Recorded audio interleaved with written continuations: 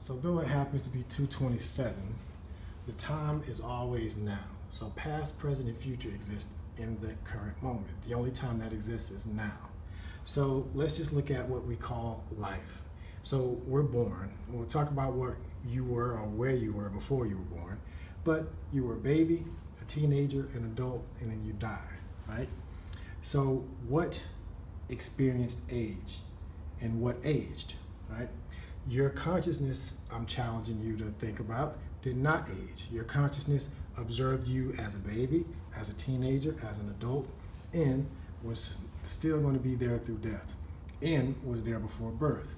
What aged was your body, and your consciousness is what's in control of your body. Your consciousness is something outside of your body. You know, you talk about cloud storage. Imagine your consciousness being the cloud and your body actually being the computer.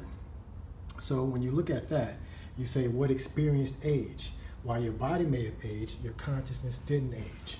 So when we look at this thing called reality, and reality in our sense is basically three dimensions: length, width, and height. And we have another dimension, which is time. So if you look at reality as just steel frames from one to the other, it's what we call time.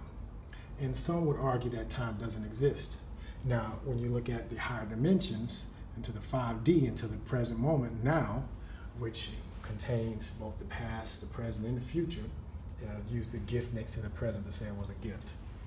But anyway, your 5D selves, your true selves, your higher selves, basically exist in the now, in a moment where the reality of the past, the present, and the future all exists. So from this standpoint, time travel is possible because in the now moment, the now of the past exists, the now of the present exists, and the now of the future exists.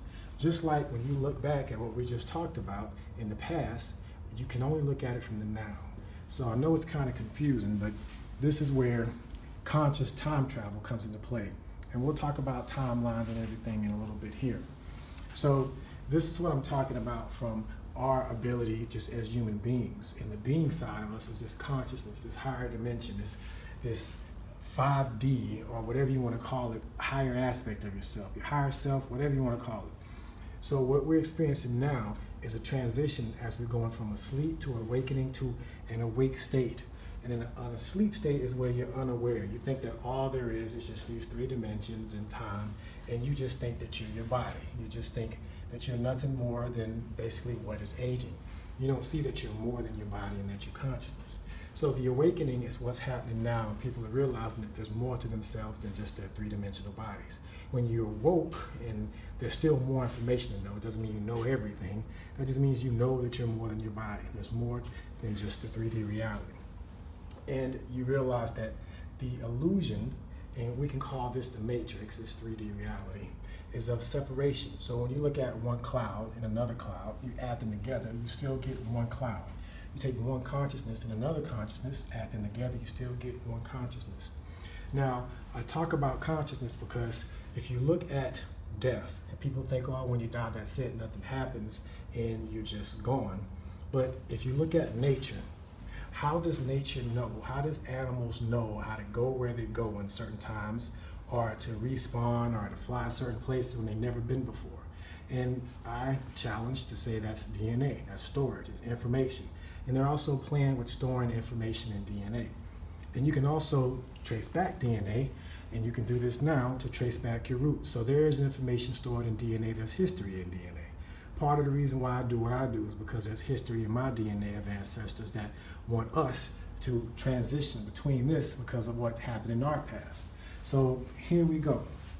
Now, the way this works is in this reality, even though you're 5-dimensional, you're a higher being. In this reality, you step yourself down to experience what we call time and experience this life, this reality, this present. Now, this is where we are here. And the reason why you control a body is because it's much more easier to use your 27 bones in your hands to manipulate this reality than to use your mind. And I'm sure you can use your mind to do a lot of other things, but that's a level of consciousness that I'm not aware of and haven't been accessed or haven't accessed myself, and maybe that's part of the journey as well, to see what can we do just with our minds. But it's a lot easier for me to write with a pencil right now than to try to write with my mind controlling the pencil. And I'm using my 27 hands and my bones, just like you, 27 bones in my hand, just like you have. So we're here now.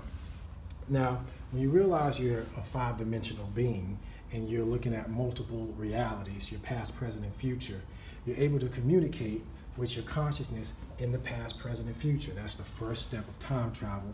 And you can look at the last Avengers Endgame movie, where basically her consciousness was connected. All of our consciousness are connected as we are all in the same cloud. So what I'm here to do, and what I feel my mission is to, for one, explain this whole thing, go through the experience myself of awakening and becoming woke and learning that there's more information, document that for everyone else, and also show that it's possible and be an example of it, as well as shed light on a potential future that we're trying to avoid. I believe that has to do with artificial intelligence. And this is just me connecting to a consciousness of myself in the future, because the future and the past and present all exist in the moment now, that has experienced what we haven't created yet. So it's basically going back in time and going to the point where we are now, and we haven't made the decisions that are going to affect us adversely in the future. So as a time traveler traveling back, I believe part of that has to do with artificial intelligence. And when you look at imagination, you look at creativity, you look at ideas, they come from the cloud.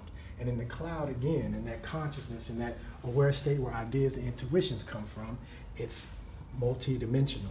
It's not bound by time. So maybe we're getting ideas of a possible future, and we're creating that for us to entertain ourselves at this point, but maybe there's some truth to it. And when we look at artificial intelligence and what we're doing and the creations that we make about it, it's basically something that we need to slow ourselves down on and not just go full-fledged until we understand it. Because we're at a point where our technology is surpassing our spirituality, and I've mentioned this before. So those examples of when we create technology that basically does not do what we intended to do or does something negative to us, what if that happened in the future? And basically we're coming back in time to try to correct that now. And I say basically a lot, and I noticed that in my different interviews because I'm talking about the basics, and I'm trying to explain this in a way that makes sense and that's comprehensible, but you can see the whole bigger picture from this standpoint.